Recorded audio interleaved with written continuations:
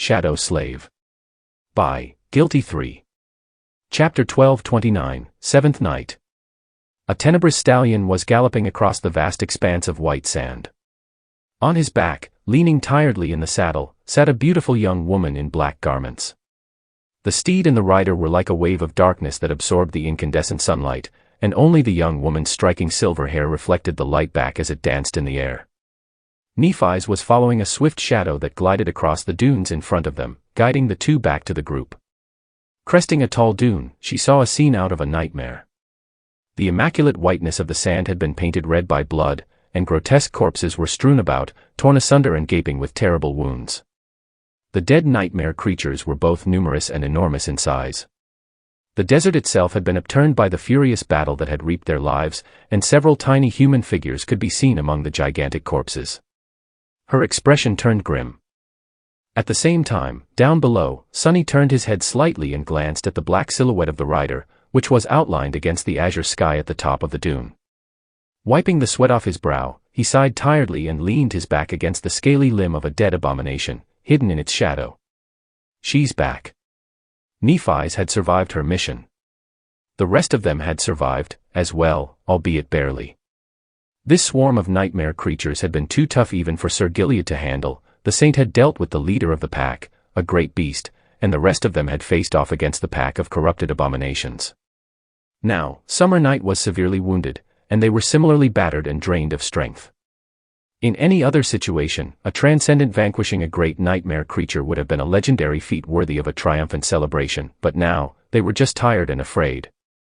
This was the first great abomination, aside from the Skinwalker, they had stumbled on in the nightmare desert, but would it be the last? Certainly not. They had not even reached the inner regions of this cursed land yet, and the situation was already so hopeless. Nightmare descended from the dune, and the members of the group crawled out from the shaded spots beneath the gigantic corpses to meet Nephi's. She jumped from the saddle and looked at Morgan with a composed expression. The Princess of Valor raised an eyebrow. How did it go? Nephi's lingered for a moment. I lured that titan toward the Skinwalker's vessel. They fought, but more vessels showed up. The titan should be dead by now.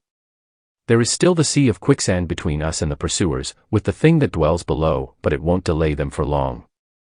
We have several hours, at most. Morgan let out a heavy sigh. Damn it. It was a desperate gambit, but I really hoped to achieve more. She grimaced, then turned west and stared at the distant silhouette of the Black Pyramid with a grim expression. By now, everyone knew that her desperate desire to reach the tomb of Ariel, or at least get closer to it, was futile. Perhaps even Morgan knew, even if she refused to admit it. Sunny was sure that she was not trying to conquer the Black Pyramid for their benefit, but still, he was almost touched. The rest of them had pretty much already surrendered. Only Morgan continued to stubbornly cling to the impossible goal. Sir Gilead shook his head. Lady Morgan. This is the fourth day. I promised to give you time, but we've made no progress. You need to accept reality. The princess remained silent for a while, then winced. Sunset. We'll push forward until the sun sets. If nothing changes until then, I'll follow you back to Antarctica. Summer Night looked away, then nodded. They could probably survive until the sunset. In any case, there was still the issue of finding a suitable spot for traveling between worlds. The handsome saint glanced at Cassie. Lady Cassia, I will have to trouble you. She simply nodded, expressing her consent to help Sir Gilead and Morgan escape the nightmare desert. Sunny was also looking at the Black Pyramid that loomed just beyond the horizon. He was strangely calm. The tomb of Ariel. How can one reach it? In fact, he had an idea. They had been moving into the depths of the Sea of Dunes for 7 days now, encountering more and more dire dangers. But maybe that was the reason that they had made no progress. Traveling during the day.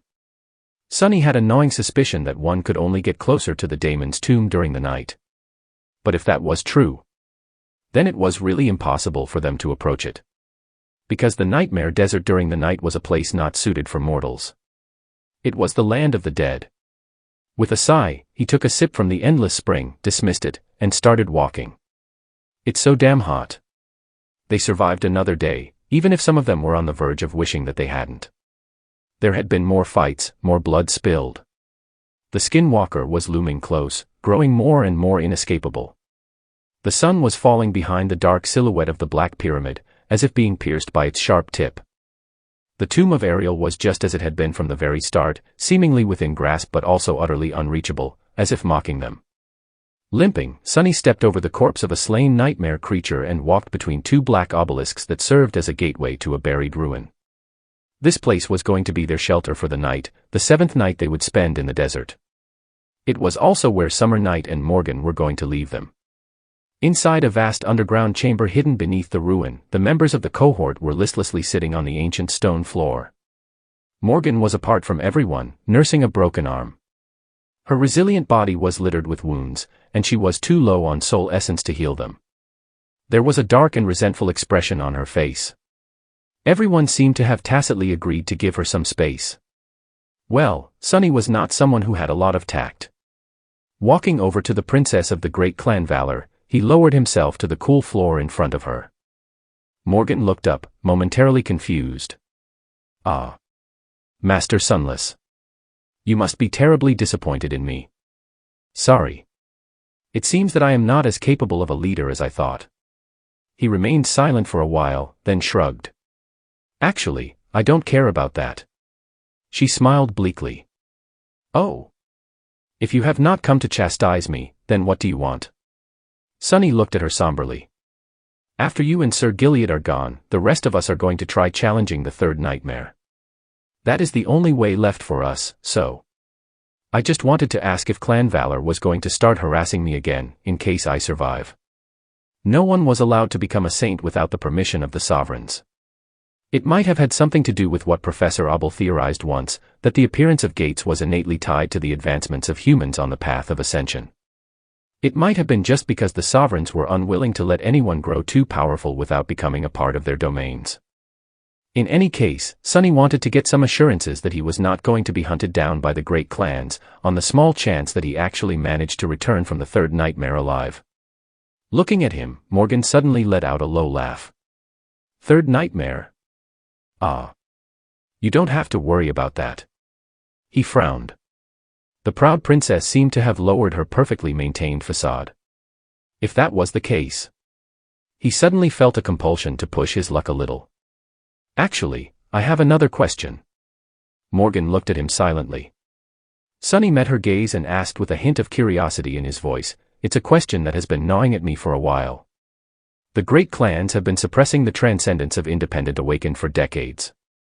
An old man once told me that you might have been pursuing noble goals. Like limiting the number of powerful nightmare gates that open across the world. Someone else told me that all you think about is whose domain controls the most citadels, though. So. What is the real reason? And why does it seem that you suddenly don't care about it at all?" He paused, and then added evenly, "The great clans have also been at odds with each other for a long time, but you only decided to start a real war now that a whole damn continent is on the verge of being destroyed. Why is that?" Huh. Sunny felt a little surreal. A few years ago, as a sleeper, Nephi's had warned him that merely knowing about the existence of sovereigns and domains could get him killed.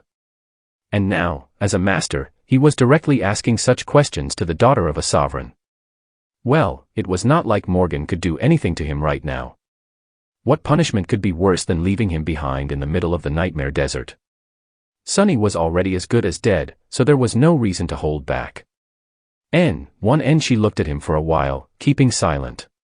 To Sunny's surprise, there was no anger or disdain in Morgan's eyes.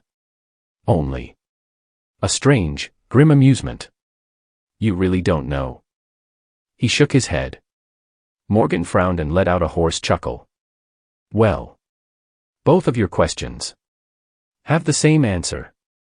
The probability of powerful nightmare gates opening across the world, we wanted to keep it as low as possible, yes. Wishing to control more citadels, we wanted it too. But now, we indeed don't care about suppressing the number of saints that much." Sunny looked at her with a burning intensity. "Why?" Morgan smiled darkly. "Why else? It's because there's no point in doing so anymore. The critical mass has already been reached. My father and Ki Song, they postponed it for as long as they could. But now, there's no way to slow down the pebble anymore. It has already become an avalanche. She leaned forward until her face was mere centimeters from Sunny's and whispered into his ear, "What, did you think that the chain of nightmares was going to stop with the southern quadrant?" "No, Master Sunless. It is just the start. Soon enough, all of Earth will be the same as Antarctica. Every continent, every city, every home. All of it. All of the waking world will be swallowed by the dream realm." She leaned back, leaving Sunny staring at her in shock. His mind seemed to be frozen. Morgan studied his motionless face with a smile, and then sighed. 2 weak domains can't withstand the future. Only one powerful domain can. So, you see. One way or the other, either valor or song must fall. There can be only one king, and one throne. She lingered for a few moments, and then stood up. "I wish you luck, Master Sunless. Go, conquer the third nightmare, and become a saint. Did you think that the great clans would try to stop you? No, now that the end has begun, we'll need all the saints we can get." Morgan turned away and walked in the direction of Sir Gilead, her vermilion eyes drowning in darkness. As she did, she stopped for a moment and looked at Nephi's. "Sister. I will wait for you in Bastion. Don't take too long." With that, the Princess of War took Summer Night's hand. Soon, they were gone, leaving the 6 of them, Sunny, Nephi's, Cassie, Effie, Kai, and Jet, alone in the underground chamber. The echo of her words was roaring in Sunny's mind, leaving him paralyzed. After a while, he shifted slightly. Oh. Of course. Outside, the armies of the ancient dead were locked in an eternal battle, and a cold moon shone above the Stygian edifice of the dreadful old tomb. Chapter 1230, Hell is Empty. A suffocating cloud of pristine sand had bloated out the sky, and hurricane winds were raging across the vast sea of white dunes. The world was perfectly white and suffused with incinerating heat. The grains of sand cut the skin like knives, but 6 fragile humans stubbornly marched forward through the radiant inferno, covering their eyes with tired hands and struggling against the wind. Sunny was at the head of the small column, shielded from the hurricane, somewhat, by Saint's indomitable back. There was a piece of black glass in his hand, and in it dwelled a reflection of a young man with one shining mirror-like eye. "Hurry, Sunless. You are almost there, but you must hurry. The creature is drawing close." "Shut up, bastard. I know. I know it all." Gritting his teeth, Sunny pushed through the wind and walked forward. He felt as if he had been thrust into a scorching oven. The Skinwalker was on their heels, as relentless and inevitable as ever, but at this rate, the desert itself was going to kill them before the great abomination could. What? A joke. 6 of the most powerful ascended in the world. Will be done in. By the environment. Wasn't it funny? His journey as an awakened had started with almost freezing to death in the cold mountains, and now, he was on the verge of succumbing to the unbearable heat of the cursed desert. The dream realm was merciless to the weak, but it was also ruthless toward the strong. Not that Sunny was particularly strong, yet. Randomly, he remembered a part of the speech Nephi's had given to the sleepers in the bright castle, right before leading them to siege the Crimson Spire. The weak will die. The strong will die, too. And those who remain won't be the same. Follow me. And you will never be slaves. He wanted to laugh. The world was entirely white and incandescent. They were not going to last much longer in the annihilating sandstorm. Sunny already felt ready to collapse. He could only imagine how the others felt, without the same elemental resistance as his. Everyone had their own tools to deal with the heat, of course, but still. They were all balancing at the very edge of oblivion. But, luckily, their destination was already close. Slowly, a massive dark shape revealed itself in the hurricane of pristine sand. Sunny froze for a moment, looking up.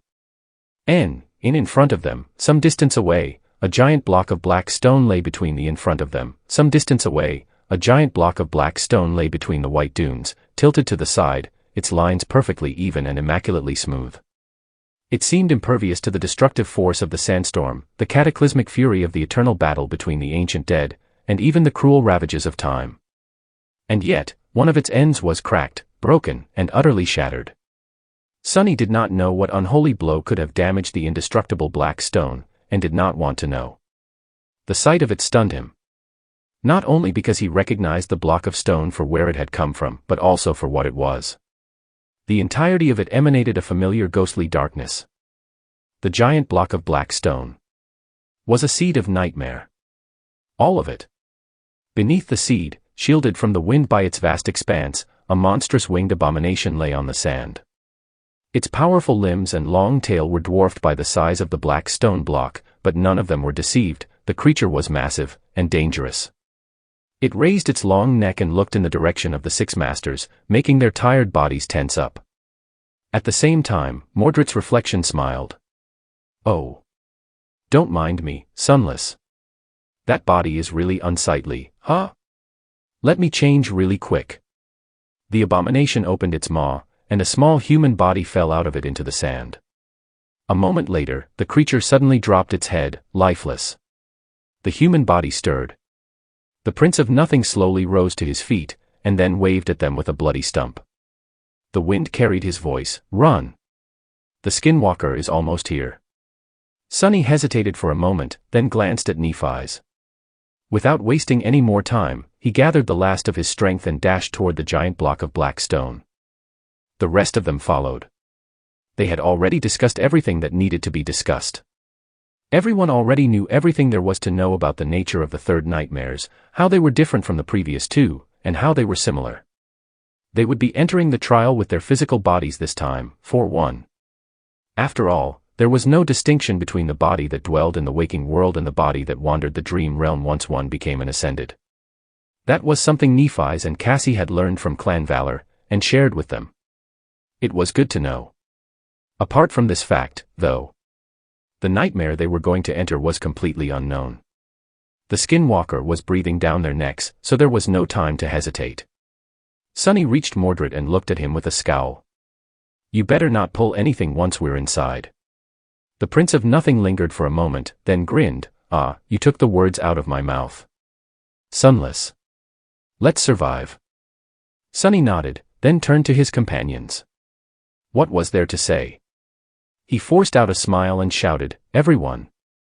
Stay alive. We will return as saints." With that, he spared each of them one last glance. There were sparks of white flame dancing in Neff's eyes. Cassie was pale, but full of unbreakable resolve. Kai was looking at the black stone with a sense of resigned trepidation. Effie seemed grim and determined. Jet was smiling. She shook her head lightly and grinned. Life is sure unpredictable. Who would have thought that I'd end up challenging the third nightmare, after all? Soul Reaper laughed as she looked at Sunny. "Sunny. Thank you." He stared at her for a moment, then shook his head. What a lunatic. With that, he turned around and took a step toward the black stone. 1 step, 2. 3. Slowly, the white inferno of the raging sandstorm disappeared, and all that remained was boundless darkness. In that darkness, Sunny heard the voice of the spell, ascended. "Prepare for your third trial." Its words echoed in the void. 13,700,077 brave ones. Welcome to the nightmare. Sunny's eyes widened. What? End of Volume 6, All the Devils Are Here.